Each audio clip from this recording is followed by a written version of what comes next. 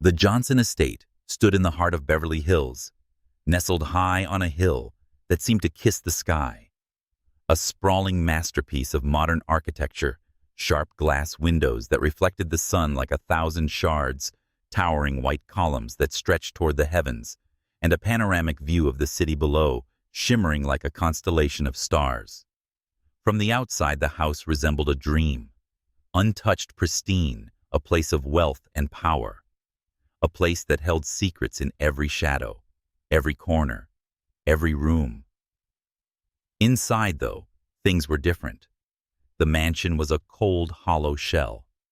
The walls seemed to close in on themselves, and the thick and heavy silence seemed to settle in every crevice. The very air felt sterile, as though it had been manufactured just like the life inside it. And yet on the third floor, the silence was interrupted in a room painted in soft pastels. A small cry, barely audible, yet cutting through the air like a blade through velvet. It was Sophie Johnson, the young daughter of Donald Johnson, the tech mogul, whose name was whispered across the globe. Sophie, barely 1 year old, was fragile, more delicate than porcelain. And tonight, like so many others, she cried. Emily Robinson was used to the sound of crying. She'd grown up listening to it. In the foster homes, in the shelters, the sounds of abandoned children, of restless nights. But here in the silence of the Johnson estate, Sophie's cries pierced through her heart in a way nothing else had. Emily wasn't supposed to be here. Not really. She was just a member of the household support staff, a label that kept her invisible, quiet like a ghost. But there was no ignoring Sophie's cries. And so, with a soft sigh, Emily walked down the hallway, her sneakers making barely a sound on the marble floor. The hallway was dimly lit, a smooth, cool glow coming from the automated skylight above, casting silver beams onto the white walls. Sophie's room was just ahead. When she entered, she saw the baby in her crib kicking and squirming. Her tiny hands were clenched, her face flushed with distress. The room felt colder than it had moments before. The silence wrapped tightly around her, but Sophie's cries echoed through the space. "Shh, Sophie, it's all right, Emily," whispered her voice, as soft and comforting as warm silk in the cool air. But Sophie didn't stop. Her cries grew louder, more desperate. Emily could feel the weight of the past few weeks pressing down on her. Since the last nanny left without a word, Sophie has been like this. None of the night staff could calm her. Not the automated lullaby system. Not the robotic white noise machine. Indeed, not her father Donald, who barely set foot in this wing of the house. But Emily. Emily was different. She wasn't supposed to be the one to comfort Sophie, but somehow she was. She reached down and gently lifted the baby, cradling her against her chest. She could feel Sophie's small body tense for a moment, but then just as quickly the tension seemed to ease. Emily whispered, humming a song she had learned long ago in a foster home, half lullaby, half prayer, a song of warmth, hope, and solace. And just like that, Sophie's cries stopped. Her tiny body relaxed in Emily's arms, her head tucking into the crook of Emily's neck. Sophie was safe. For the first time in days, she was at peace. For a moment, Emily forgot where she was. She forgot the walls, the cameras, the cold rules that governed this house, the boundaries that were never meant to be crossed. All she could feel was the warmth of the baby in her arms, the softness of her small breaths, the quiet peace that enveloped them both. But then the door slammed open. "Put her down." The words cut through the stillness, sharp and unforgiving. Donald Johnson stood in the doorway, a towering figure of fury, wrapped in a tailored charcoal suit. His icy blue eyes locked onto Emily's arms, the expression on his face unreadable. His jaw was clenched, his posture stiff and commanding. The man had the presence of someone who had always been in control, who had always gotten what he wanted. Emily froze. her breath caught in her throat. She hadn't expected him to be here to burst in like this. She wouldn't stop crying. I said put her down. Donald repeated, his voice cold, demanding. Emily's heart raced, but she didn't move. She didn't want to break the fragile peace Sophie had finally found. She wasn't going to hurt her. She just wanted to comfort her. I wasn't going to hurt her. Emily said, her voice softer now, more uncertain. She was just scared. She's always scared. Donald snapped, taking a step forward, his voice like ice, because strangers keep touching her. Emily looked up, her dark eyes meeting his for a brief moment. There was something about his gaze, something lost, something broken, and suddenly she understood. He didn't need a system. He didn't need a machine. He needed to feel something real. He needed warmth. Donald reached for Sophie, his large hand closing around the baby's fragile form. Sophie whimpered, her small body tense in his arms, her little hand clutching Emily's shirt. The moment she left Emily's arms, the cry returned louder, frantic and desperate. But Donald didn't stop. He cradled Sophie awkwardly, as if she were a precious artifact he was afraid to break, and he walked out of the room, the door clicking shut behind him. The silence returned, thick and suffocating. And then Emily whispered to the empty crib, her voice barely a murmur. She doesn't cry because of me. She cries because you don't see her.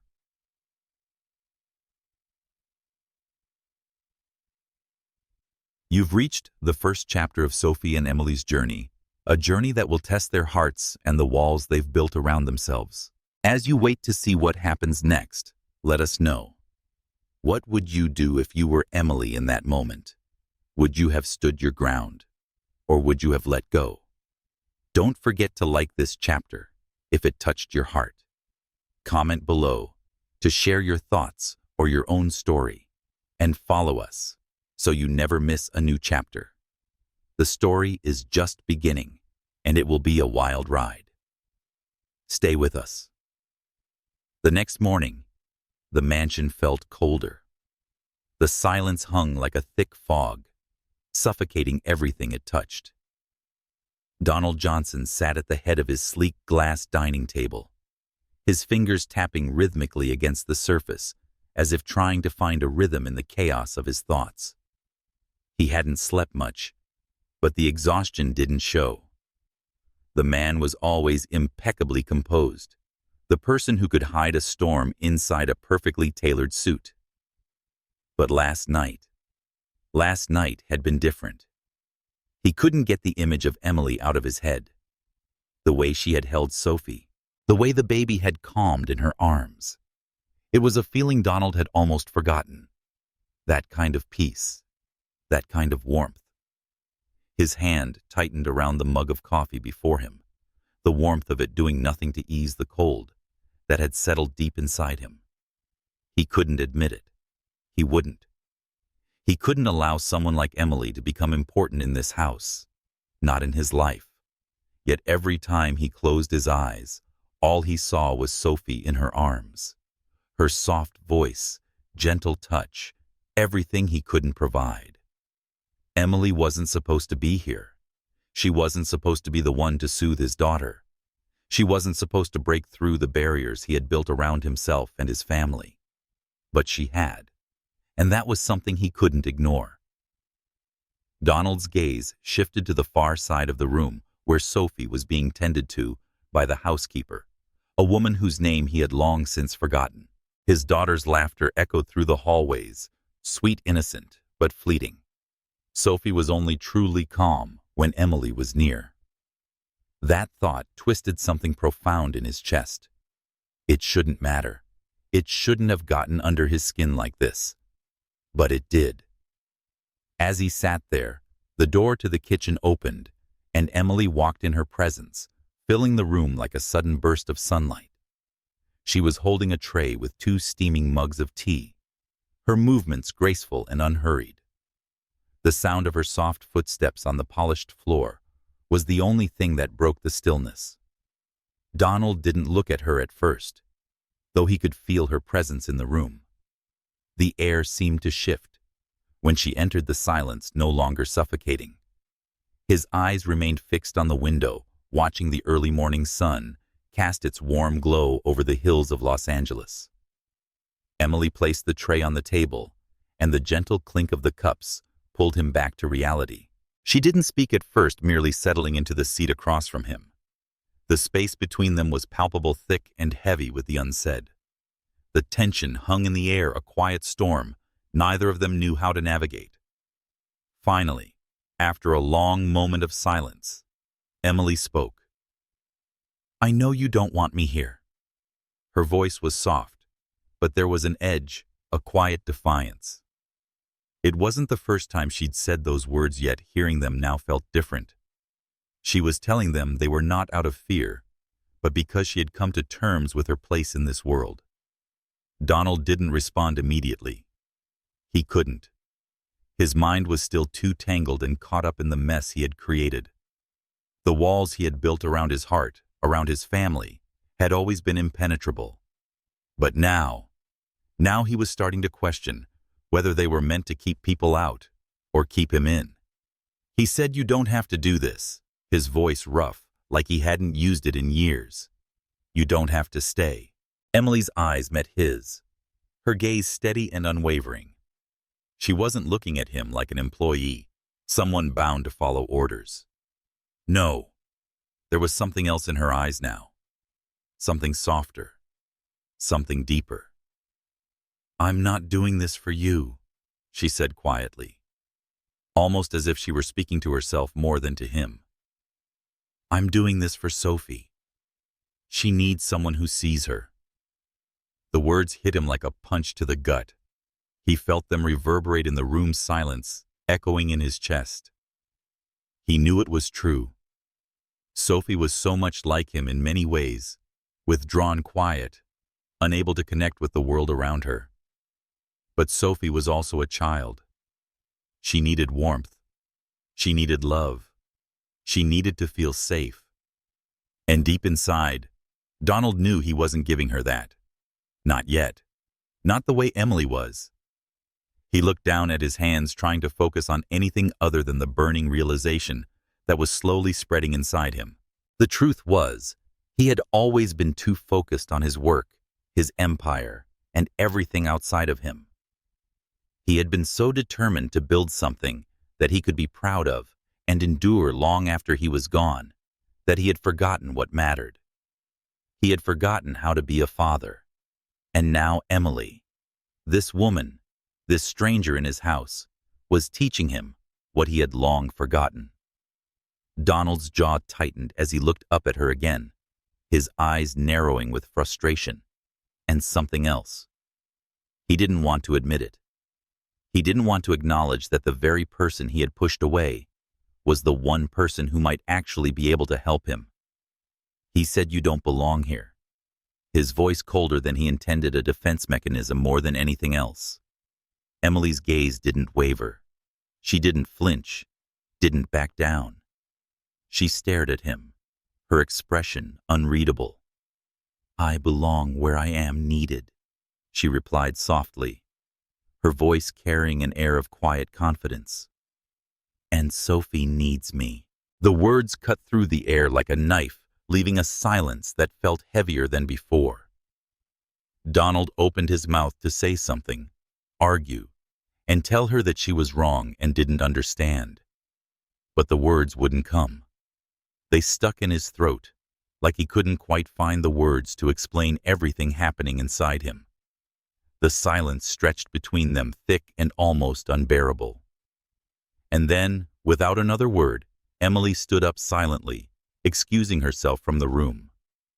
She had said what she needed to say. The rest she knew was up to him. Donald couldn't help but watch her as she walked out, his eyes following her retreating figure. There was something about her, the way she held herself, so steady, so sure of who she was and what she was doing. He didn't understand it, which both frustrated and fascinated him. He sat there for a long time, after she left his mind spinning. His thoughts tangled in a web of contradictions. He had spent his entire life building walls, fortifying himself against the world, against the pain. But here in this house, in this cold, empty mansion, he realized that the walls he had built weren't just keeping people out. They were keeping him trapped. And he didn't know how to escape. The days passed, but the tension between them didn't dissipate. If anything, it grew stronger, more palpable. Emily continued caring for Sophie and others when she cried and held her when the world seemed too loud. Donald watched from a distance, his pride and fear keeping him from getting too close. But every time Sophie was near Emily, the peace seemed to settle in the room, as if the air had changed. Donald couldn't deny it. The bond between them was undeniable. He could see it in the way Sophie's eyes would search for Emily when she wasn't around, the way she would calm the moment Emily stepped into the room. It wasn't just the lullabies or the soothing words. It was something more profound, something real. And he hated himself for it, because as much as he wanted to keep pushing Emily away, to keep her at arm's length, he knew that he needed her. Sophie needed her. And somewhere deep inside he knew that he was falling in a way that terrified him, because he had spent his life building an empire, a legacy. But now he wasn't sure what he was building anymore. All he knew was that he couldn't let her go, and that scared him more than anything else. Emily didn't know what to make of it all. She didn't know what to make of Donald's cold, distant attitude one moment, and how his eyes followed her the next. He was a puzzle, a man who had spent his life building walls, but in his own way, he seemed to be breaking down in front of her. She couldn't afford to get caught up in his world. Not again. But as she watched Sophie sleep peacefully, her tiny hands curled against the pillow, Emily knew she couldn't leave. Not when Sophie needed her. Not when the warmth in this house, the warmth she had never known in her own childhood, was finally beginning to feel real. She didn't know what would happen between her and Donald.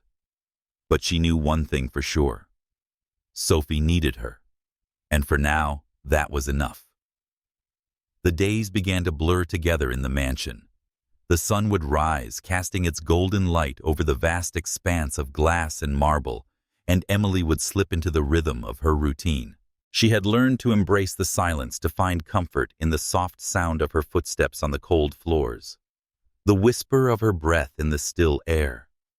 Sophie's cries had become fewer, her laughter more frequent, a sign that things were slowly, almost imperceptibly shifting. It had been weeks since the night of the confrontation, yet the tension between her and Donald had not eased. It was as if the silence between them had grown thicker, heavier, charged with things left unsaid. She had stopped looking for answers in his eyes, stopped searching for the vulnerability that had flashed there the night before. Instead, she focused on Sophie, on the baby, who had in a way become her anchor in this strange, cold place. Sophie had come to trust her. She sought her out when she was scared, and the world seemed too big and loud. And Emily, despite everything, had come to care for the child in a way she hadn't thought possible. She had known loss, had felt it in the deepest corners of her heart. But never had she known the kind of love that came with caring for someone so completely, so unconditionally. It was late one afternoon when Donald's voice broke through the quiet of the nursery. Emily was sitting by Sophie's crib, humming softly the lullaby she had been humming for weeks now, a song that had started as a whisper of comfort and now somehow felt like a promise. Emily. His voice was low, almost hesitant, as if he were testing the waters of a conversation he wasn't sure he wanted to have. She didn't look up immediately, as if she were afraid that the fragile calm between them would shatter if she did. But she had always been a woman who faced things head-on, no matter how difficult. So she stood, turning to face him. Donald stood in the doorway, his figure tall and imposing. But there was something different in his stance now. He wasn't the cold, untouchable man he had been when she arrived. There was a weariness in him now, a fatigue that went beyond the long hours he spent in the office, beyond the weight of his empire. He said, "I need to talk to you," his voice betraying an emotion she couldn't place. It was raw, stripped of the usual layers of control he wore so effortlessly. Emily nodded, stepping aside so he could enter. She didn't speak, didn't offer any response. She had learned that words between them were like walls, things that were said but never truly understood. Donald entered the room, his eyes immediately seeking Sophie asleep, her small body curled up in a peaceful ball. He lingered for a moment, his gaze softening as he looked at the baby before turning back to Emily. "I don't know how to do this," he began, his voice quieter now, almost to himself. "I don't know how to be what she needs." Emily didn't respond immediately. She could see the struggle in him, the battle he was fighting, one he had never faced before. Donald had always been a man who controlled everything, built empires, and was unshakable. But here with Sophie, with Emily, he was unsure. He was vulnerable in a way she had never expected him to be. Donald continued that she needs more than money, his voice thick with something that sounded like regret. "She needs more than just the things I can give her. I can't give her what she needs, Emily. I can't give her what I needed when I was her age." His words hung in the air, and for a moment, Emily felt their weight pressing down on her chest. She understood. She understood more than he realized. She had lived through the kind of childhood that left scars, the kind that no money could heal. But she didn't say that. She didn't offer him pity or sympathy. She listened. He said, "You're doing more than I ever could," his voice breaking slightly, the walls he had so carefully constructed crumbling before her. You're the one who's been here for her, not me, not anyone else." Emily could feel the sincerity in his words, but there was something else too, something that lingered beneath the surface, something that was both a confession and an apology. He was admitting that he wasn't the father he wanted to be. He was acknowledging that in some ways he had failed. "I'm not asking you to be anything," she said softly, moving closer to him. "I'm just here for her, just like you should be." Donald looked at her, then really looked at her, for the first time in what felt like weeks. His blue eyes, so often cold and distant, were now open, vulnerable, filled with something she couldn't quite name. "I don't know how to be a father," he said, his voice raw. "I never learned. And I don't know if I ever will." Emily felt a pang in her chest, a flicker of something she hadn't expected. For all the distance between them, for all the walls they had built, she realized something then. Donald wasn't the villain in this story. He wasn't the man she had initially assumed him to be. He was a man who had been broken just like everyone else. A man who had never been taught how to love and heal. A man who was only beginning to understand that love didn't come with power or control. "You're not alone in this," Emily said gently, her voice a soft balm against the rawness of his words. "You don't have to do it alone. You have to show up. That's all she needs." Donald swallowed Adam's apple bobbing as he fought to maintain his composure. He was a man who had always prided himself on his strength and ability to hold everything together. But in that moment, he was as fragile as the child he had failed to protect. Sophie needed more than what he could give her. But maybe, just maybe, Emily could help him figure out what it meant to be a father. Perhaps she could help him find a way to show up, to be present in a way that mattered. He took a deep breath, his gaze still fixed on Emily, and for the first time since she had entered his life, there was no anger, no coldness in his eyes. There was only a quiet understanding. "I've been too focused on everything else," he admitted, his voice barely above a whisper. "On work, on building a legacy. But I've forgotten what really matters." Emily nodded, her heart aching for him in a way she hadn't expected. She had known loss, known what it was like to be forgotten, to be abandoned. But Donald's loss, his quiet grief, was something different. He had built walls around himself that were slowly starting to crumble. He was beginning to see that the things he had sought all his life, wealth, power, control, were nothing compared to the love and connection he desperately needed. He said, "I can't promise I'll be perfect," his voice thick with emotion, "but I'll try for her." Emily looked at him, her heart softening at the sincerity in his words. She didn't need him to be perfect. No one was. She didn't need him to be the father he thought he should be. She only needed him to try, and that in itself was enough. "You don't have to be perfect," she said softly, a smile tugging at her lips. "You have to be there." There was a long pause as the two of them stood in the quiet of Sophie's nursery, the weight of the unspoken truth hanging between them. In that moment, it felt as though everything had shifted. The walls that had separated them, the distance that had seemed so insurmountable, were beginning to fade. Donald glanced down at Sophie, still peacefully asleep in her crib, and then back to Emily. For the first time, he felt a flicker of hope, a spark of something he hadn't felt in a long time, the possibility of change. "Thank you," he whispered, his voice barely audible. Emily didn't answer. She didn't need to. The gratitude in his eyes was enough. And maybe they were both beginning to understand what it meant to show up, to be there for someone who needed them. But the road ahead would not be easy. There would be moments of doubt, of struggle, of fear. But for the first time, Donald Johnson was willing to face them. He was willing to try. At that moment, Emily felt something shift within herself too.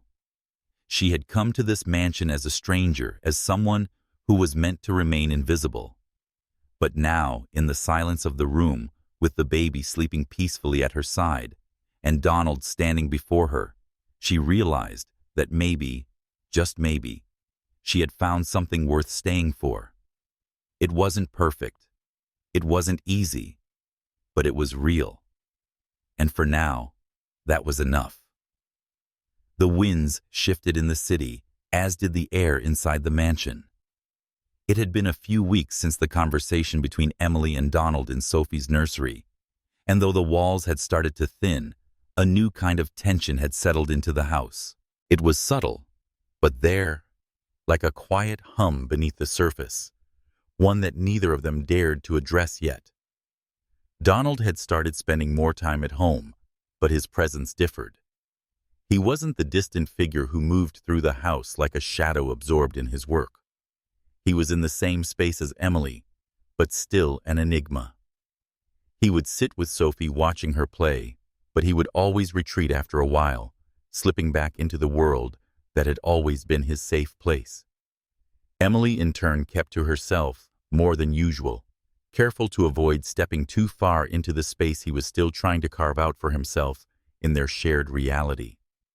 Though grand and beautiful, the mansion felt like a house suspended in time, filled with fragments of memories and ghosts of things that could have been.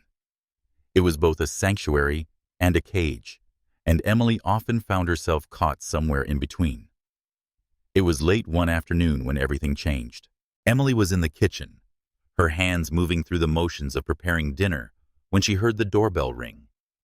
It wasn't unusual for guests to come by, but there was a certain heaviness to this sound, a sense of finality that made her pause. She wiped her hands on the kitchen towel and went to the front door, unsure what to expect. She opened the door, and her breath caught in her throat for a moment. Standing there, framed by the threshold of the grand entrance, was a woman she hadn't seen in years. Clara Monroe, Sophie's biological mother, the woman who had left without a trace, the one who had abandoned Sophie and disappeared into the folds of the past. And now here she was, standing before Emily, as if no time had passed. The world seemed to pause momentarily, the space between them thickening with unspoken questions. Clara was older now, her red hair still flowing in waves, but there was something colder in her eyes, something emptier. The years had not been kind to her.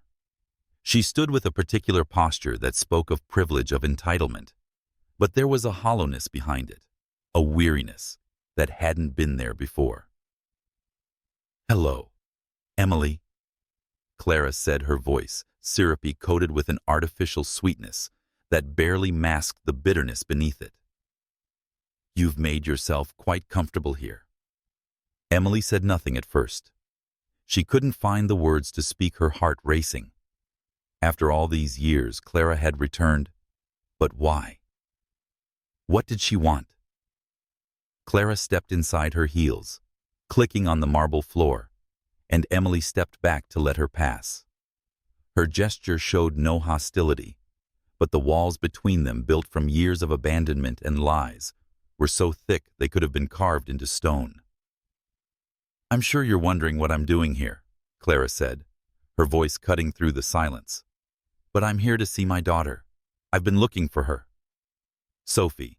The name hung in the air like a cold reminder of everything Clara had taken from her from Sophie. Emily could feel its weight in her chest. This wasn't just a reunion. This was a storm. "You've been looking for her."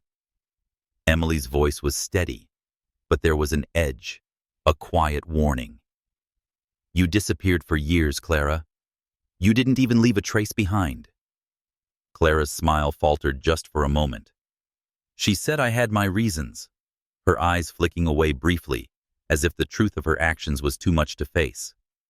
But Emily wasn't interested in the excuses. She had no time for them. She had seen too much in her own life to buy into the stories people told while trying to justify their mistakes. "Do you know what you've done?" Emily asked softly. But there was a hardness in her voice now, something that made Clara pause. "Do you have any idea what it's like to abandon your child, to leave them in the dark like that? Sophie has been through more than you'll ever understand. And you waltz back in here. Can you fix it?" Clara's face hardened, and her composure cracked for the first time since she had entered the mansion. "I'm her mother," she said, her voice sharp now. "I don't need you to lecture me about what I've done. I have every right to be here." "No, you don't," Emily replied, her voice growing firmer with each word. "You don't get to show up when it's convenient for you. You don't get to pretend that your absence didn't matter. Sophie needs someone who's there for her, who's present, not someone who drops in when it suits them." Clara stepped forward, her heels clicking sharply against the floor as she approached Emily, her eyes narrowing. "Can you take my place? You think you can be the mother she needs?" Emily didn't back down. She stood tall, her shoulders square, her gaze unwavering. "I'm not trying to take your place, Clara. I'm just trying to be there for Sophie, the way you should have been." For a long moment, they stood there facing each other, the tension between them crackling like electricity in the air. Clara was trembling, her fingers curling into fists at her sides, but Emily didn't move. She wouldn't. Not for Clara. Not for anyone. Clara said, "I'll fight for her," her voice low and dangerous now. "I'll fight for Sophie and do whatever it takes to get her back." Emily's heart raced. She had known this would happen, but hearing it from Clara's lips, seeing the determination in her eyes, made it all too real. But she wasn't afraid. She couldn't afford to be. "You already lost her," Emily said quietly, her words like a sharp blade cutting through the tension. "You lost her the moment you walked away. And you can't just waltz back into her life like nothing happened. Not anymore." For a moment, Clara stood frozen, the words sinking in, and then with a sharp, angry breath, she turned and stormed out of the mansion, her heels clicking loudly on the marble floors as she disappeared into the night. Emily stood there, her body tense, her breath shallow, feeling the weight of everything that had just happened. But even in the silence that followed Clara's departure, she couldn't shake the feeling that something had shifted. The storm was beginning. Later that evening, Donald found her in the living room, sitting by the fireplace, her fingers absent-mindedly tracing the rim of her glass. The fire crackled softly in the background, but the warmth did little to ease the cold in her chest. She had tried to push the feeling away, but it lingered, that gnawing sense of dread of something dangerous lurking just beyond the horizon. "I saw her," Donald said, his voice low, as he stepped into the room, his footsteps echoing softly against the floor. Emily didn't look up. She didn't need to. She knew exactly who he was talking about. "Clara," she replied, her voice tinged with bitterness. He moved toward her, his gaze fixed on her face, studying her carefully. "What happened?" "She came here," Emily said, her voice thick with emotion. "She thinks she can walk back in and take Sophie. Like she never left. Like she's entitled to be a part of her life again." Donald's face hardened, his jaw tightening as he processed her words. He had never wanted this. He had never wanted to be caught in the middle of this storm. But now, here they were. "I'll handle it," he said quietly, his tone firm. "She won't take her from you. I won't let her." Emily didn't respond. She didn't need to. Donald's words were like a promise, one that she could feel in the deepest parts of her soul. But something told her that this was only the beginning. The storm was far from over, and she wasn't sure how it would end. But one thing was certain: she wasn't going to back down. Not for Donald, not for Clara, and definitely not for herself. Sophie would fight. The days following Clara's unexpected return were suffocating in their stillness. Once, so grand and full of life, the mansion seemed quieter, heavier. The air itself seemed to hold its breath, waiting for something, anything to shift. Donald had become even more distant, retreating into his work, with the kind of fervor from wanting to escape something that couldn't be outrun. Sophie once again became the center of Emily's world. She had always been, but now more than ever, Emily felt a deep, unspoken connection to the child. Sophie seemed to sense the undercurrent of tension in the house. Once filled with curiosity, her eyes now held a wariness, a quiet understanding of the distance between the adults in her life. Emily did her best to shield her from the growing storm, to keep her world as innocent and bright as it had always been. But there was only so much she could do. One afternoon, as Emily sat in the sunroom with Sophie, watching the golden light filter through the large windows, Donald entered the room. He looked tired. His usual crisp suit wrinkled, his tie loosened at the collar, his face pale from lack of sleep. His eyes, though, were sharper than normal. There was something in them now, something like determination, but something else. Something that made Emily's heart tighten in her chest. "Emily." Donald's voice broke the silence, deep and measured. He wasn't looking at her, but at Sophie, who had wandered to the window, her small hands pressed against the glass. "We need to talk." Emily looked up, her heart skipping a beat. She knew this moment would come, but she wasn't ready. She had tried to be strong, remain composed, and carry the weight of the house and Sophie's well-being. But she could feel it in her bones. Donald wasn't just asking to talk. He was about to say something that would change everything. She nodded slowly, her hands resting on her lap. "What is it?" Her voice was calm, but inside she was bracing herself. He paused momentarily, then stepped closer, his gaze now on her. There was an intensity in his eyes that made her breath catch. He admitted, "I don't know what I'm doing." His voice softer now, almost vulnerable. "I don't know how to fix what's broken. I don't even know if I can." Emily's stomach tightened at the words. She had expected anger, frustration, maybe even resentment. But this was something else. This was raw. This man had been carrying the weight of the world on his shoulders, and finally reached the breaking point. "It's not just about you," He continued, his voice thick with emotion. It's about Sophie. I've been so focused on everything else on my company, on building something that lasts, that I've neglected what's right in front of me. Emily remained silent, her hands clasped tightly in her lap. She understood the weight of his words, the depth of the guilt that poured from him like an endless stream. But she also knew that words couldn't fix everything, no matter how sincere. She had spent her entire life fixing broken things.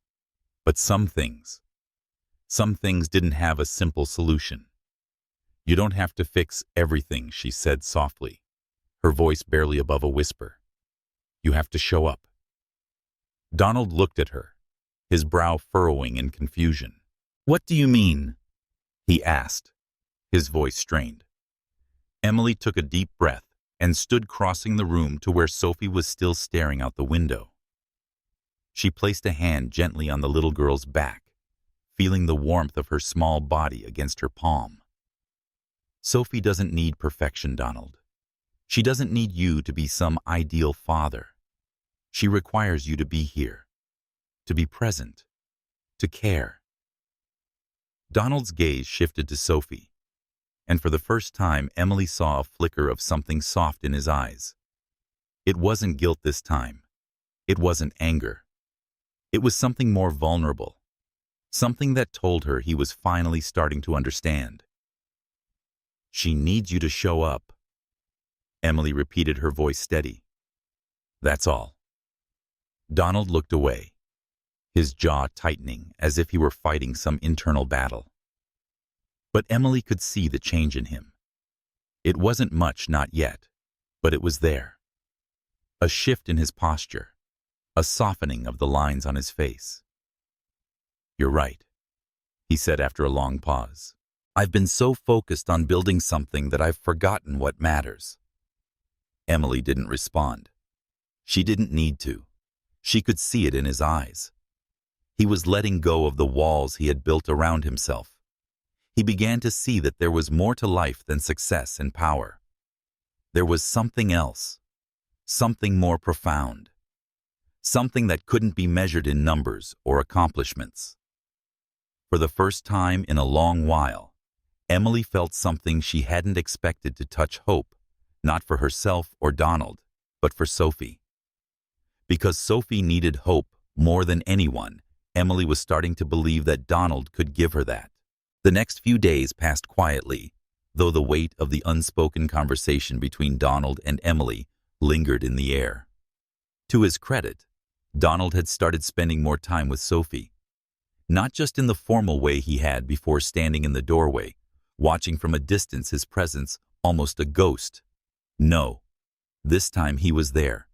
He was getting on the floor with Sophie, playing with her, holding her when she cried, calming her when she woke midnight. It wasn't perfect, and it wasn't always easy. There were moments of doubt when his old fears crept in, threatening to pull him away from the person he was trying to become. But each time Emily saw something in him, a flicker of determination, a small step forward. It was late one evening when things changed again. Emily was in the kitchen, chopping vegetables for dinner, when she heard the sound of footsteps behind her. She didn't need to turn around to know it was Donald. She could feel his quiet presence, a subtle shift in the air, whenever he was near. "You're doing it," she said, without looking up, her voice soft but steady. "You're showing up." Donald stood there for a moment, silent. She could hear the soft rustle of his suit jacket as he shifted his weight. "I don't know how," he admitted, his voice rough, "but I'll keep trying." Emily set down the knife and turned to face him. There was something in his eyes now, something different, that told her he was finally starting to let go of his fear. "You don't need to know how," she said quietly. "You need to keep doing it." Donald stepped closer, his eyes searching hers. Now there was a vulnerability in him that hadn't been there before, a softness that he had never allowed anyone to see. "I don't deserve this," he said, his voice barely above a whisper. "I don't deserve you or Sophie or any of this." Emily reached out her hand, gently touching his arm. She said, "You don't have to deserve it." Her voice firm, but kind. "You have to be here. For Sophie. For yourself. For both of us." Donald's gaze dropped to her hand on his arm, and for a moment, the world seemed to fade away. The mansion, the worries, the history between them disappeared in the quiet, fragile moment. And then, with a deep breath, he closed the distance between them, his hand reaching out to touch hers, a silent promise passing between them. No words were needed. They both understood now that this wasn't about perfection. It was about showing up, about trying, about being present. And for the first time, Emily believed that maybe, just maybe, this was the beginning of something real. Something that had nothing to do with wealth or status, but everything to do with connection, love, and the quiet strength of showing up even when it felt impossible. The next day, as the sun rose over Beverly Hills, the mansion seemed less cold and distant. The walls that had once kept everyone apart were beginning to crumble piece by piece. And as Sophie laughed in the next room, her giggles echoing through the house, Emily knew that for once, things might be okay. The city of San Francisco gleamed that morning, its skyline cutting against the pale haze of the bay. The hotel ballroom was already alive with energy. Investors, journalists, and leaders in sleek black suits gathered under crystal chandeliers. Voices buzzed in the air, muffled laughter echoed against glass walls, and flashes from camera lenses shimmered like sparks in the dark. Emily Robinson had never stood in a room like this. She had lived in shelters, libraries, and temporary homes, where the light bulbs flickered, where the walls smelled of bleach and fear. But here she was, draped in the soft glow of chandeliers, a thin black dress hugging her frame, her hair pulled into quiet elegance. It should have felt like triumph. Instead, it felt like she was walking into battle. Beside her stood Donald Johnson, impeccable as always, his silver tie a thread of steel against his crisp suit. To the crowd, he was the man of the hour, the billionaire visionary, the symbol of innovation. But to Emily, he was something else, a man fighting to rebuild himself piece by fragile piece. The stage stretched before them, framed by white curtains, a massive screen glowing with the project's logo that had quietly become the heartbeat of the mansion harbor. Donald leaned toward her, his voice low, meant only for her ears. "You don't have to speak. I can carry it." Emily looked at him, her breath catching slightly. His eyes weren't cold today. They were steady, searching hers, and beneath the sharpness lay something softer, something almost protective. "I want to," she said. And she did. For Sophie. For the child who had stopped crying because someone finally listened. For herself because she refused to be invisible anymore. Donald gave the slightest nod, which carried trust and surrender. The moderator introduced them, her words flowing like silk over the hushed crowd. Today, Harbor isn't just another app. It's a movement, a bridge for parents walking the most complex paths. Donald stepped forward first. His presence commanded silence. He spoke of isolation, the emptiness parents often felt behind closed doors, and the gap between technology and humanity. His voice was smooth, calculated, the words of a man who had sold ideas to boardrooms and governments alike. Then, as rehearsed, he paused. His gaze flicked toward Emily. "And now," Donald said, "I'd like you to hear from someone who has lived the reality for which the harbor was built." Every head turned. Every camera lens shifted. Emily felt the weight of 100 eyes pressing into her skin. For a moment, her knees trembled. But then she remembered Sophie's tiny hand, clutching at her shirt, the way the baby's cries had softened when Emily whispered the old lullabies. She remembered the silence of her childhood nights, and how she had prayed for anyone to hear her. And she stepped forward. Her voice was soft at first, but it carried. I've slept on floors. Not by choice, but because there was nowhere else. I've whispered lullabies in stairwells, told bedtime stories in borrowed shelters, and washed baby bottles in gas station sinks. The ballroom stilled. The silence was sharp, almost reverent. Emily's eyes moved across the crowd, but her voice did not falter.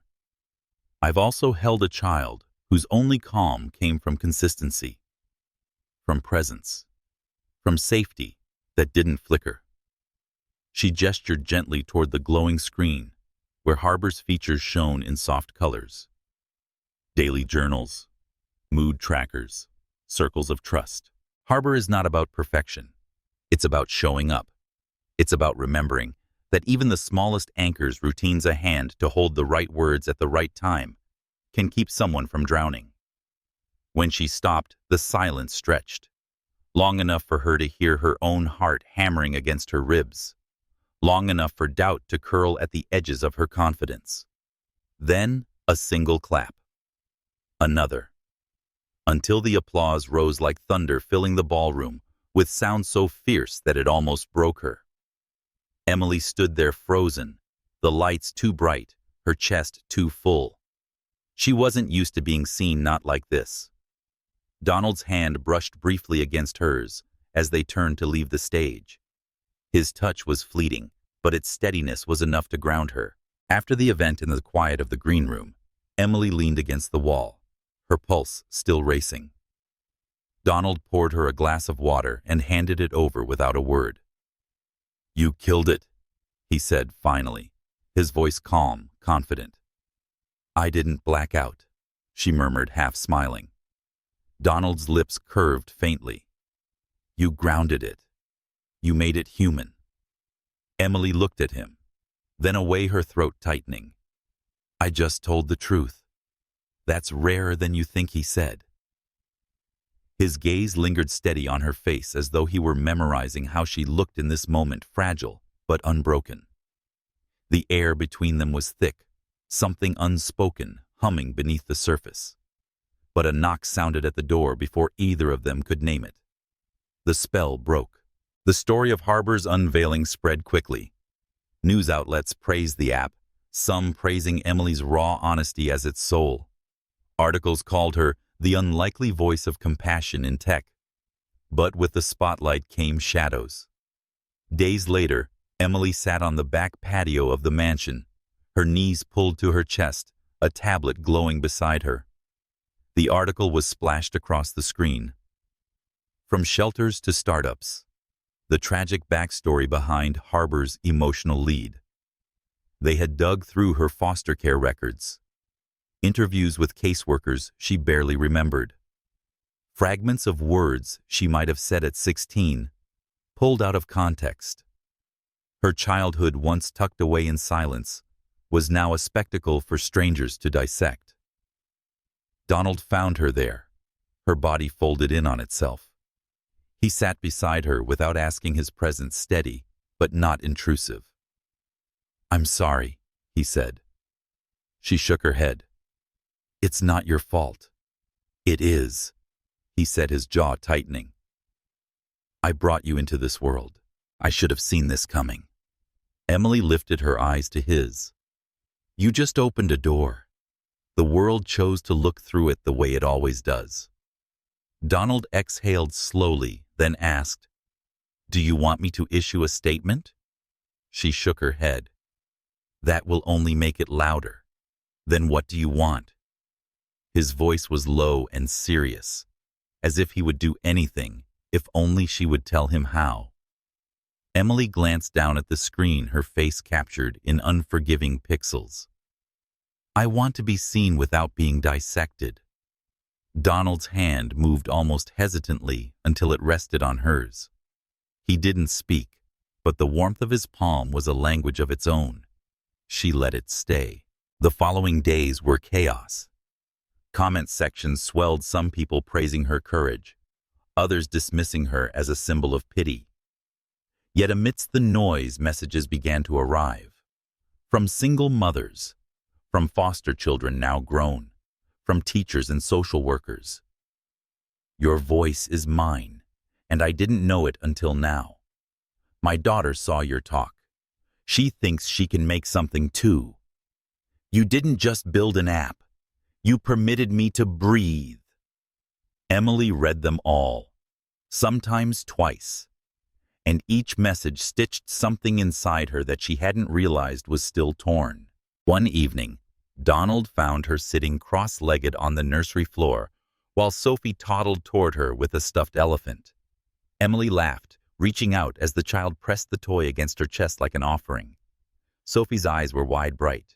No trace of fear, only joy. She likes elephants, Emily murmured. From the doorway, Donald's voice came quiet and thoughtful. She responds to your tone. Emily didn't turn, but she felt him step closer.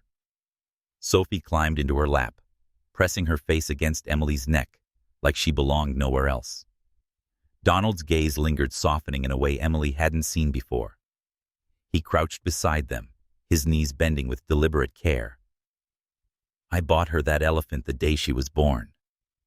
Thought it would make a statement. Emily glanced at him, her lips curving faintly. The most meaningful things don't announce themselves, Donald. They whisper. Their eyes met, and the air thickened.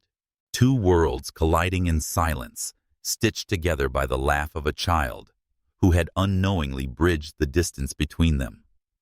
Donald exhaled, his voice barely above a murmur. She sleeps because of you. She trusts because of you. Emily looked down at Sophie, her heart aching with something she couldn't name. She just needed someone to stay. Donald's gaze didn't leave her. His voice dropped low and certain. So did I. And though neither of them moved, though no promises were spoken aloud, something shifted in that room. Something fragile, something undeniable, a truth building quietly in the shadows, now stepping into the light. The wind carried a sharper edge that evening. Outside the Beverly Hills mansion, the jacaranda trees swayed their violet blooms, scattering across the driveway, like pieces of a memory, refusing to stay whole. Emily Robinson sat on the stone bench in the garden, her hands wrapped around a cooling mug of tea. Sophie had fallen asleep earlier than usual, her little body exhausted after hours of laughter and play. The house was quiet now, its silence no longer suffocating, but Emily's chest carried an unfamiliar weight. Donald had grown gentler since the launch of Harbor. He was not softened entirely. His presence was still a storm contained within skin and bone, but he lingered more often in rooms he once avoided, watching Sophie with eyes that betrayed grief and a fierce growing tenderness. Sometimes, Emily caught his gaze on her instead. There was no demand in his look anymore, no sharpness. These were just questions he hadn't yet dared to ask aloud.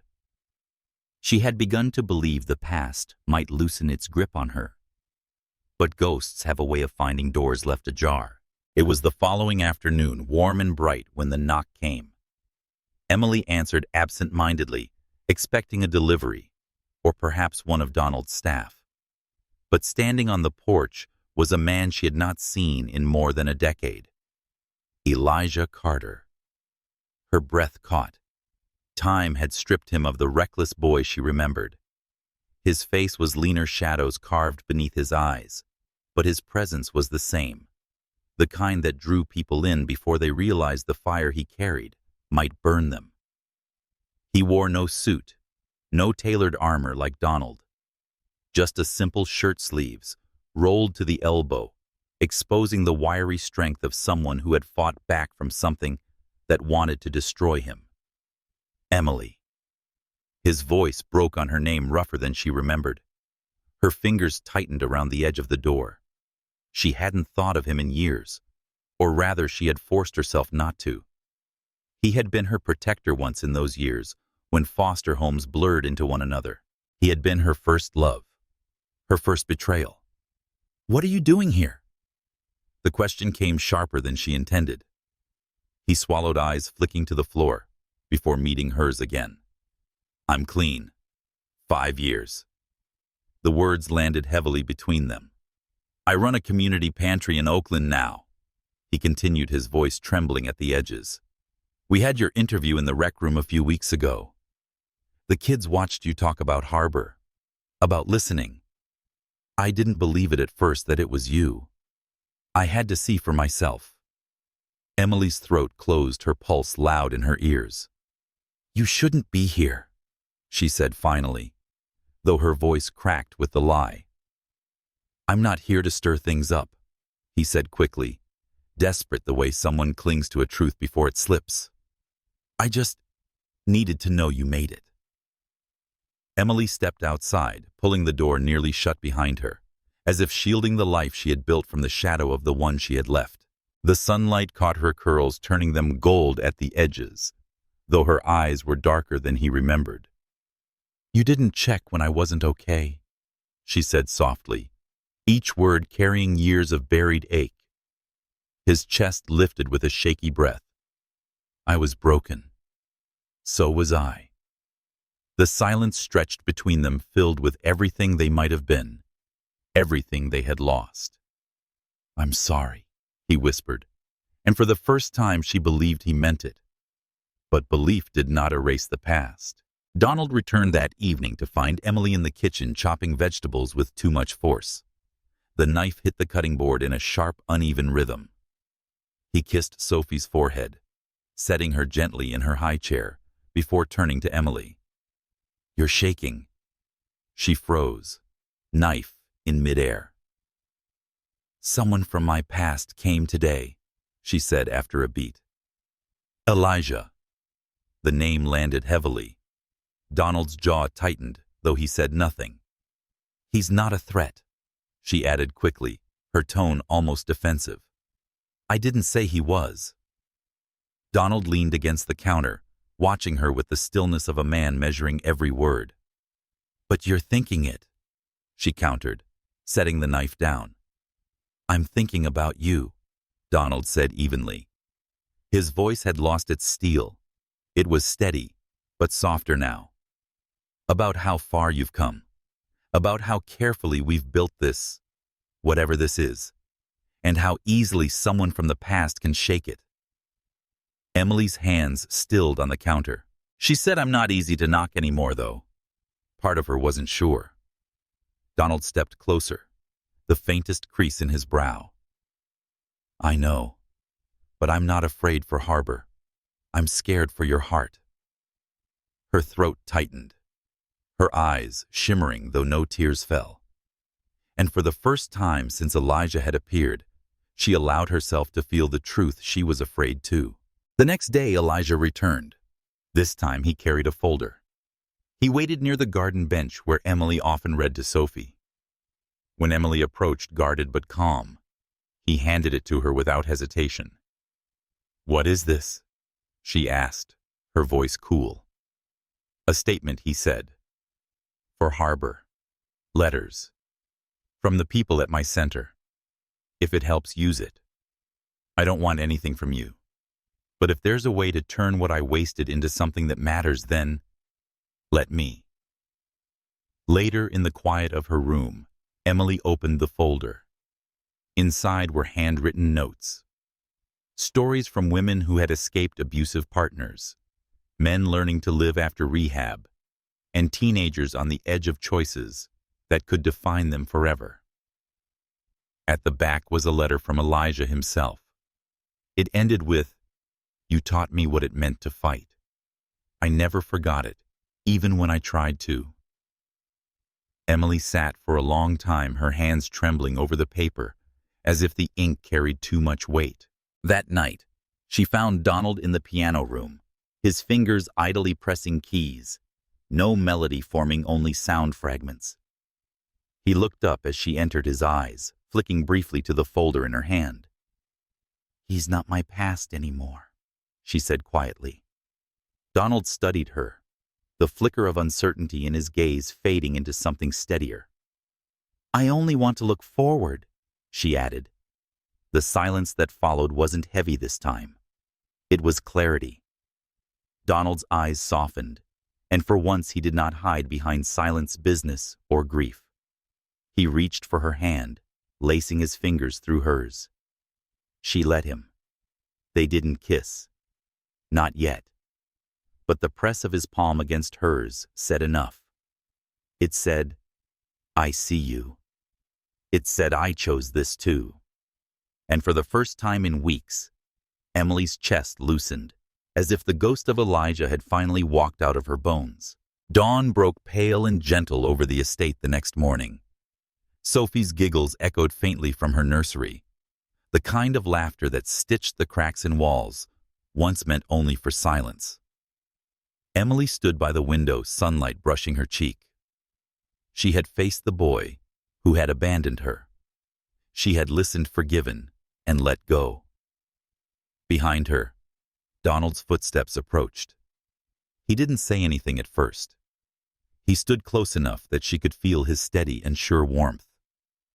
"You're quiet," she murmured. "I'm thinking," he replied. "About what?" He hesitated, then said softly, "About the version of you I didn't meet. The one who survived him, who healed without him, and the part of you that still needs to make peace with it." Emily turned slightly, her eyes catching his. "I don't know if I want peace. I don't know if I owe it to him." "You don't," Donald said firmly. "But you owe it to yourself, to stop flinching when his name is spoken." Her lips parted, then closed. For once she felt seen in all her fractures and not diminished by them. The chapter of Elijah was closing quietly, not with fire but with a conclusion. Emily could feel it in her chest. She had once loved a boy who couldn't stay, but she was no longer that girl. She was a woman who had learned that real love was not about promises spoken in alleys or whispered in borrowed beds. Real love was about presence, about staying. And as Donald stood beside her, silent but steady, she understood sometimes healing wasn't about erasing ghosts. It was about choosing who got to stay when the morning came. The morning began with the kind of deceptive calm that always seems to precede storms. The sky was clear over Beverly Hills, the light streaming in through the tall windows of the Johnson estate. Emily Robinson had risen early, padding barefoot across the marble floors, her hair tied back, the soft scent of mint tea lingering on her skin. Sophie was still asleep, her small breaths steady her dreams undisturbed. Emily took a moment to savor it. The hush before the house stirred the quiet warmth of sunlight spilling across the nursery. But deep inside, a ripple of unease brushed against her ribs. She had learned to trust those ripples. They rarely came without reason. By 9:17 a.m., the peace was cracked. Emily's phone buzzed sharply against the kitchen counter, the sender Ezra Harbor's lead engineer. The subject line screamed urgency. "Ezra, urgent system failure. Onboarding portal corrupted. 70% of new user profiles were lost. Possible data wipe in journaling modules. Investigating now." Emily read it twice, her breath shallow. Her tea went cold. The first thing she felt was disbelief. Harbor had been their anchor, their promise to parents who needed structure and trust.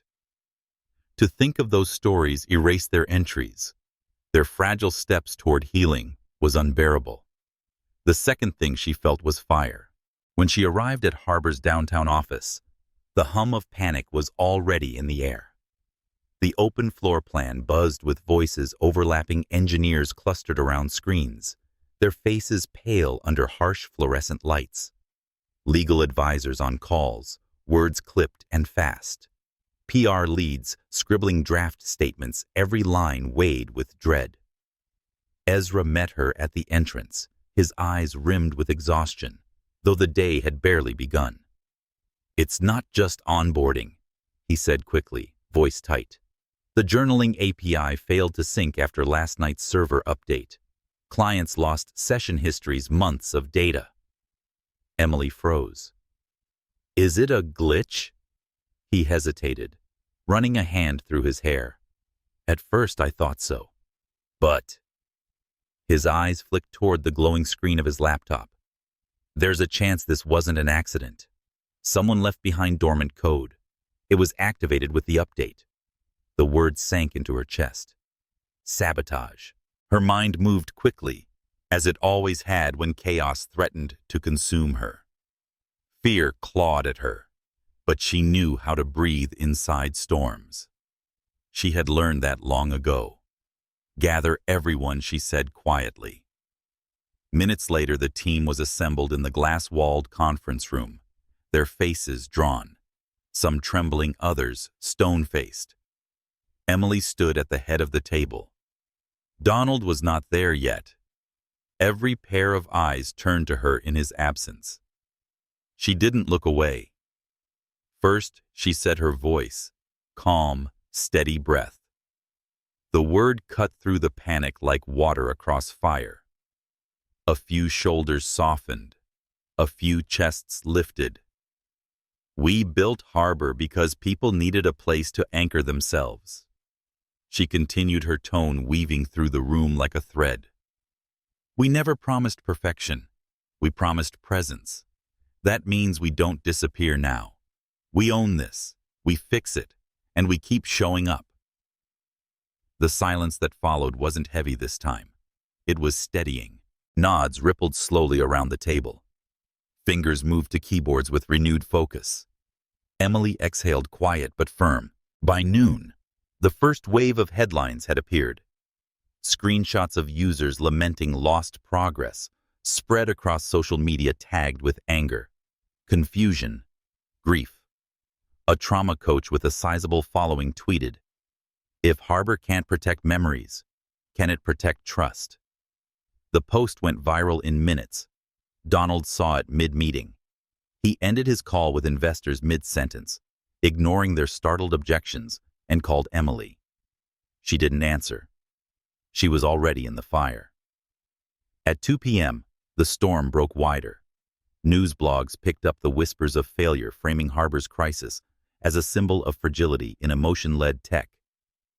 The journalists who praised Emily's speech now dissected her background, questioning whether someone with no formal experience belonged in leadership. Emily stood in the control room, coordinating across 3 channels, simultaneously: technical diagnostics, PR messaging, and legal protocols.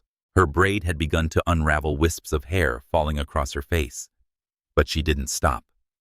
When Donald arrived, the chaos paused for a fraction of a second. His presence was still a force, but today it wasn't cold steel.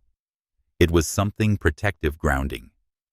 He entered quietly, his gaze sweeping the room until it landed on her. He didn't interrupt. He watched. Emily's voice was steady, her hands moving quickly over a laptop as she guided the engineers through each step. Check the journaling log. Compare pre-update entries against sandboxed mirrors. Find the trigger. Her words were precise, not technical jargon for the sake of display, but clarity born of instinct. She wasn't a coder, but she understood survival. She understood patterns. At 5:43 p.m., she finally stepped outside, needing air. The alley behind the building was narrow, the evening sun slipping low. Donald followed. "You didn't have to come," she said without turning. "I wanted to," he answered. "I'm handling it." "I know." Finally, she looked at him. Her eyes were tired, rimmed with shadows, but beneath the exhaustion, there was fire. "They're already asking if I'm qualified. If this proves that emotion doesn't belong in business." Donald stepped closer, his voice low but fierce. "Then let them ask." Her throat tightened. "I don't want to fail this. You haven't." His hand lifted, cupping her jaw with a tenderness that startled her, his thumb brushing lightly against her cheek. "You've already changed the world. Now you're just learning what happens when the world tries to push back." Her eyes fluttered closed for a breath, then opened again, brighter, for the tears she didn't let fall. "Do you want to know the truth?" she whispered. "What I'm terrified. Donald's voice dropped softer than she'd ever heard it. So am I. And then she kissed him. It wasn't careful, wasn't soft. It was full of everything unsaid, everything she had carried alone. Fear, hope, defiance, love. He kissed her back, with the certainty of a man who had waited too long to admit what he wanted. The rain began to fall, light at first, then harder, streaking the pavement with silver. But neither of them moved, until Ezra appeared in the doorway, breathless. We found the source, back inside the room filled with grim clarity. The breach had come from a contractor, a developer once employed by a rival startup. A line of dormant code had been buried weeks ago, triggered by the server update. A seed of sabotage was planted quietly, waiting for its moment to bloom into destruction.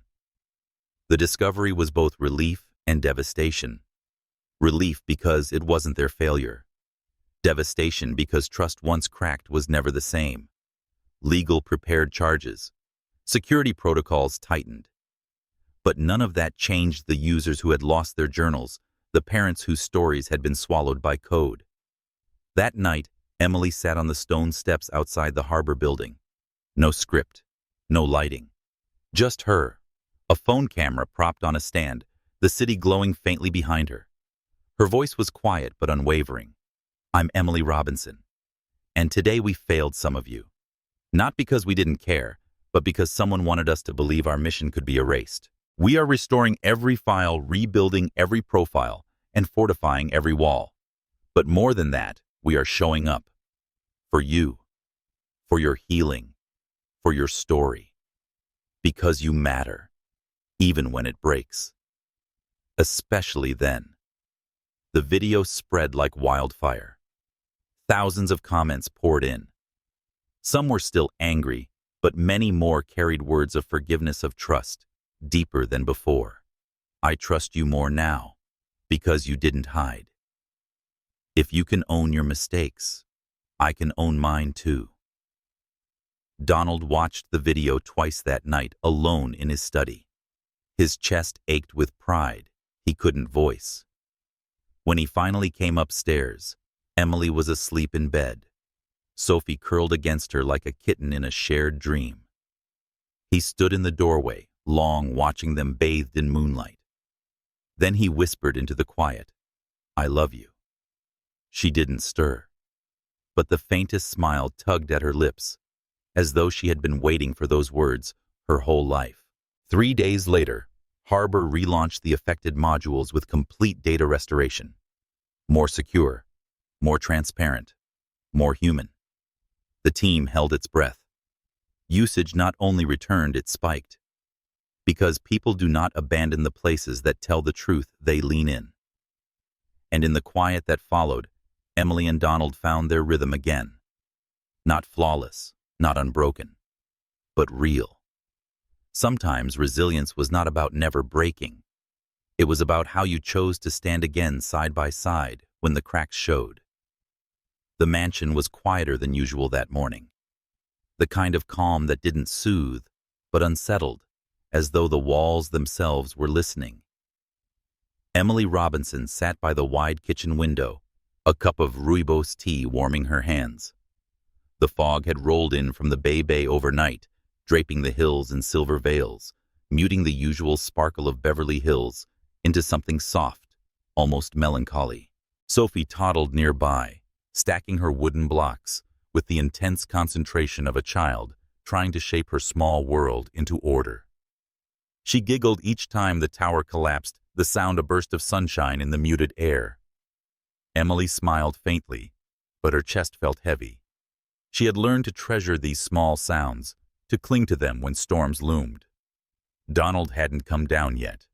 He had been up late the night before, the faint piano notes from the music room drifting through the halls, like secrets she wasn't meant to hear. He was preparing for something. She could feel it. By mid-morning, the envelope arrived. Delivered by courier, sealed with the emblem of a summit, Emily recognized only from headlines. She found it on the hallway table, the cream paper too pristine, the weight of it too deliberate. Donald opened it in his study, standing by the tall windows where sunlight tried and failed to pierce the fog. Emily lingered in the doorway, watching his jaw tighten as his eyes moved over the words. "It's an invitation," he said finally, not looking at her. His voice carried both awe and restraint. "The Global Wellness Summit, Geneva. They want Harbor to keynote a multi-year initiative across 5 countries." Emily stepped into the room, her pulse skipping. "That's massive." He nodded slowly, folding the letter with precise care. "It's historic. The kind of expansion that doesn't just change a company. It changes the conversation. And it would mean—" She hesitated. 6 months in Europe, he finished for her. His gaze lifted, then meeting hers at last. Away from Sophie. Away from... He trailed off, but the silence carried her name anyway. Emily's throat tightened. She had known something was coming. The universe never lets peace linger too long. Still hearing it aloud cracked something inside her. That evening, she walked through the garden, Sophie's small hand clutching her fingers. The lavender bushes had begun to bloom again, their fragrance curling into the cool air. Sophie pointed at a butterfly, her laughter rising as it danced out of reach. Emily knelt, brushing a curl from the child's face. "What happens to this world we've built if he leaves?" The thought was a whisper, cruel and persistent. Sophie had learned to trust, to laugh, to play freely. Would that unravel if Donald disappeared into boardrooms and hotel suites half a world away? Later, as she tucked Sophie into bed, winding the music box slowly, Emily's chest ached with questions she couldn't voice. Sophie's tiny hand clung to hers, unwilling to let go until sleep claimed her. Emily stayed long after the child's breathing had evened the faint melody of the lullaby, wrapping around her like a fragile shield. Donald found her there, still seated by the crib. "You've been quiet," he said softly. Emily looked up at him, her eyes tired but unwavering. "Because I don't know what to say." "Say what you're thinking." She exhaled, steadying herself. "If you go, what happens here? To Sophie? To Harbor? To—" Her words faltered, but he heard them. "To us." Donald stepped closer, his shadow stretching across the nursery floor. "I don't want to leave," he admitted, voice rough. "But this is what I've built my whole life for, to create something lasting, something that matters." Emily rose slowly, her gaze level with his now. "And what if what matters isn't in Geneva? What if it's right here, asleep in that crib?" The silence between them was heavy, but not hostile. It was the silence of 2 people standing at a crossroads, each terrified of the cost of their choices. 2 nights later, Emily received her own letter. Not elegant like Donald's, but plain. The paper was smudged at the edges. It came from Oakland, from Teresa, the woman who had once guided her through the chaos of foster care into something resembling stability. "Emily," the letter began, "the community center is closing. Marcus had a breakdown.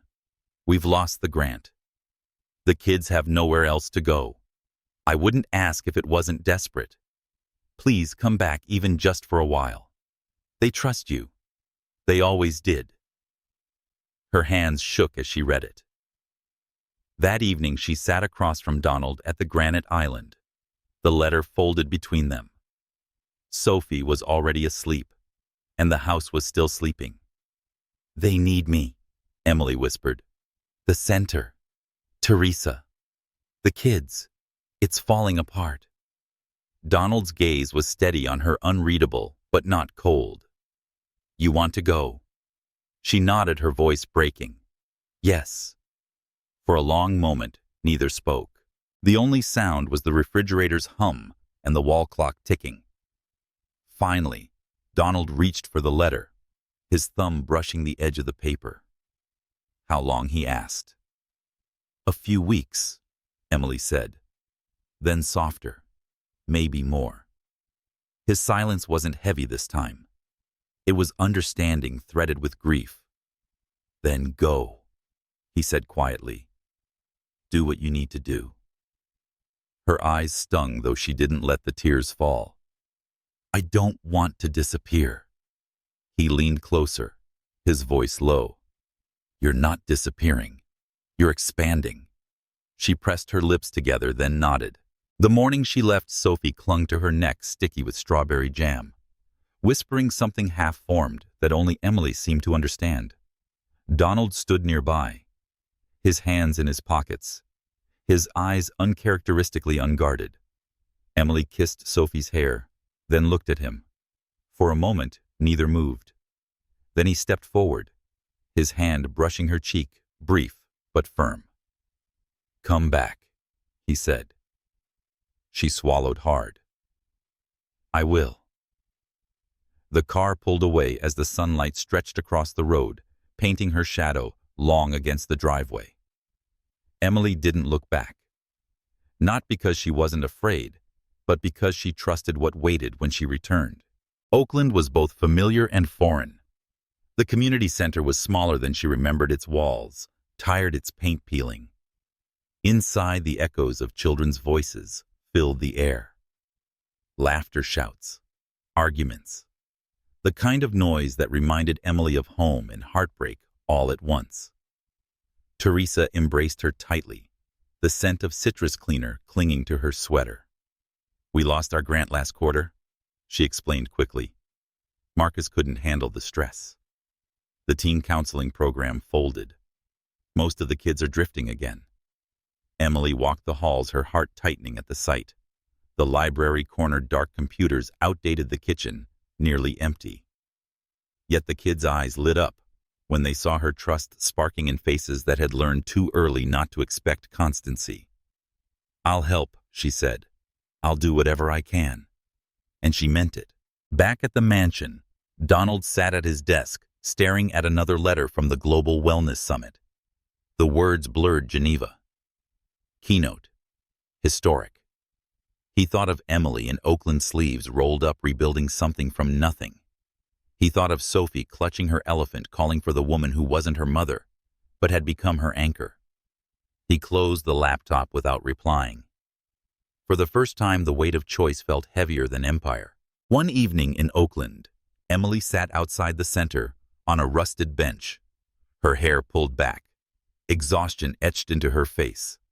She checked her phone, a video message from Donald. On screen, Sophie giggled, holding up a crayon drawing of 3 stick figures, one tall, one with curls, one with wings. "She says the one with wings is you," Donald's voice murmured off camera. Emily pressed the phone to her chest, eyes burning. For the first time in days, she let herself cry. Donald, meanwhile, stood in the kitchen with the Geneva invitation in his hand. Sophie sat at the table, coloring crumbs of toast on her cheeks. "Do you want to go on a plane?" he asked her softly. She looked up, blinking. "With Mommy?" "In Oakland," he said carefully. Sophie frowned. "Then I don't want it." Neither did he. That night, Emily returned to her rented apartment in Oakland to find a package waiting. Inside was a leather-bound journal embossed with Harbor's logo. On the first page, Donald had written one line in his neat, deliberate hand: "Wherever you are, that's where Harbor lives." Beneath it was a plane ticket. One way. Back home. When she entered the mansion at dawn, days later, the house smelled faintly of cinnamon. Donald stood barefoot in a worn t-shirt in the kitchen, holding 2 mugs. He looked up. His eyes said everything. She crossed the room, her chest breaking and mending all at once. "I'm not done there," she whispered. "But I'm not meant to do it alone. We'll build something new," he said, his voice steady. "You'll see." "And Geneva?" she asked. He smiled faintly, shaking his head. "I told them Harbor's heart doesn't travel without you." For the first time, Emily believed him. And for the first time, Donald Johnson had chosen something greater than legacy. He had chosen love. The sea was restless that morning, its waves brushing against the California shoreline, like a confession whispered too softly to be heard. The Johnson estate overlooked it all. The horizon stretched in shades of pearl and gold. Inside the mansion, the quiet was different now. It was not the heavy silence of grief, nor the brittle hush of walls unbroken. It was a quiet that breathed. A quiet that allowed laughter to rise, to echo, to linger. Emily Robinson stood by the nursery window, watching as Sophie tottered across the soft rug, clutching her newest elephant in her tiny hands.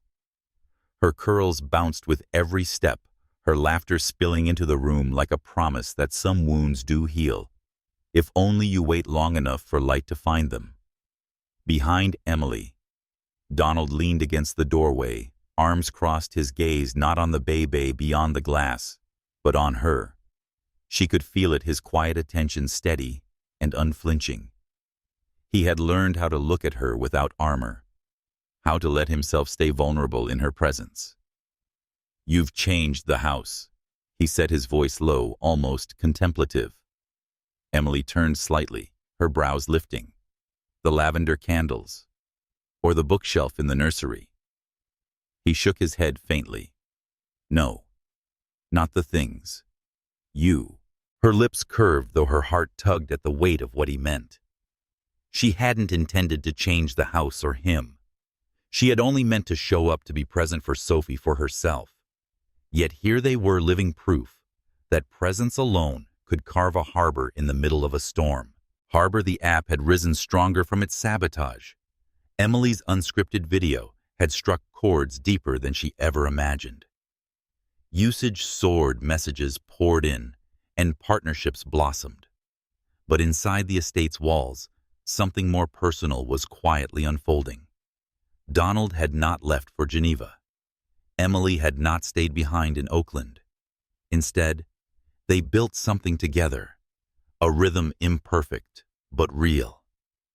Every morning she brewed tea while he made coffee, Sophie giggling in her high chair as if it were a performance staged just for her. In the evenings, they worked side by side in the study. Emily sprawled on the rug with sticky notes. Donald hunched at the desk, their arguments over content and design, softened by the warmth threaded through their silences.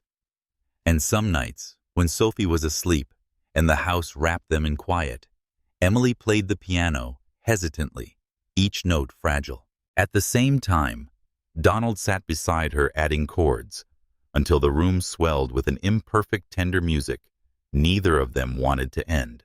But peace, Emily knew, was never without cracks. 3 weeks after her return, an invitation arrived from The Morning View, the nation's most watched talk show. They wanted her for a 10-minute live interview as part of their Resilience in America series. Emily stared at the email, her chest tight.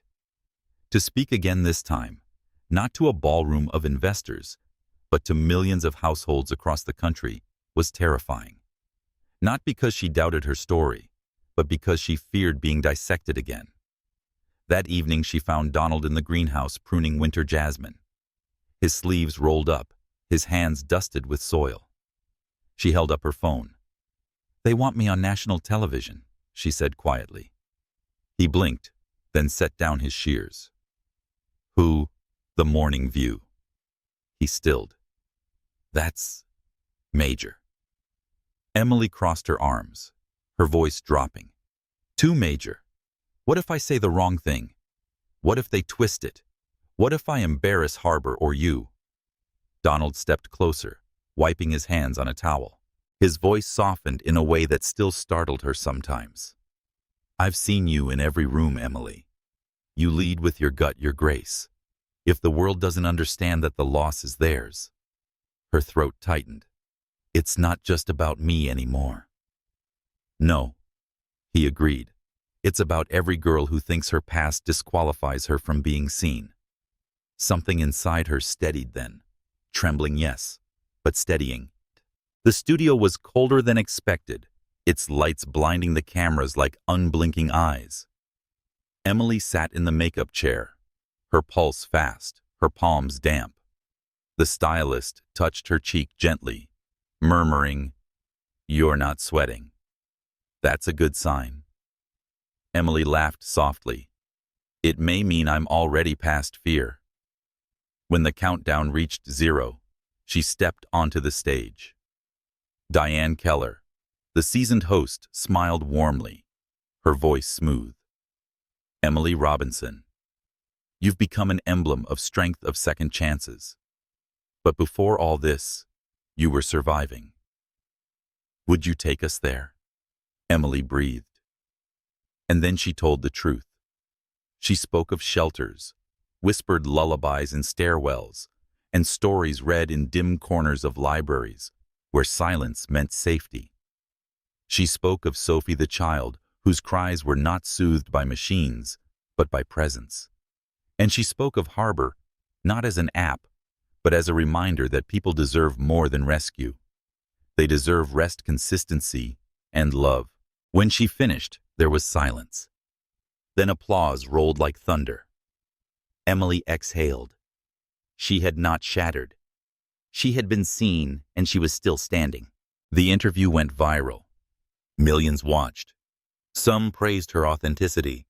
Others questioned her credentials. But the flood of letters, messages, and testimonies drowned out the noise. Single parents, foster kids, teachers, strangers who had never spoken of their own pain, all reached out, echoing her words back to her like a chorus. At the estate, Sophie greeted her at the door with sticky hands and a squeal of joy.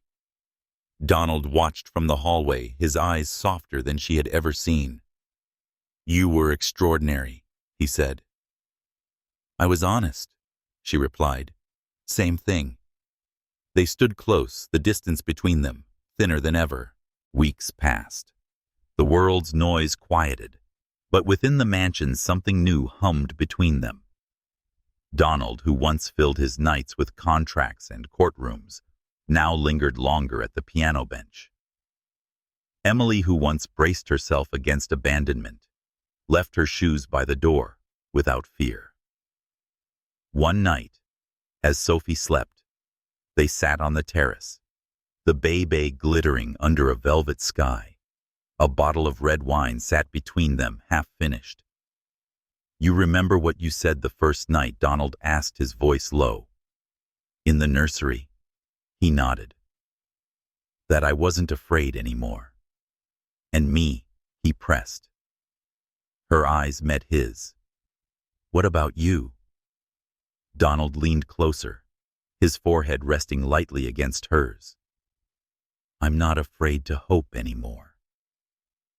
Her breath caught. For once, she didn't push the feeling away. It wasn't perfect.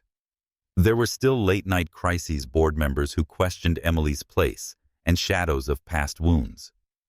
But through it all, they had begun to build something together. Not flawless, not fragile, but steady.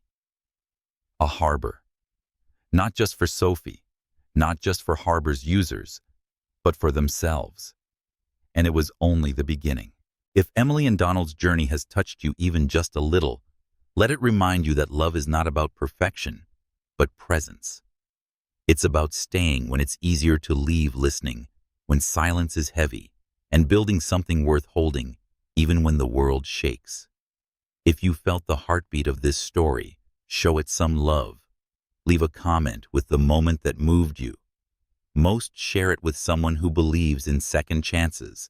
And don't forget to follow this channel, so you never miss what comes next in their journey. Because sometimes, the most powerful stories are not about rescue. They're about refuge, and about finding against all odds a harbor of your own.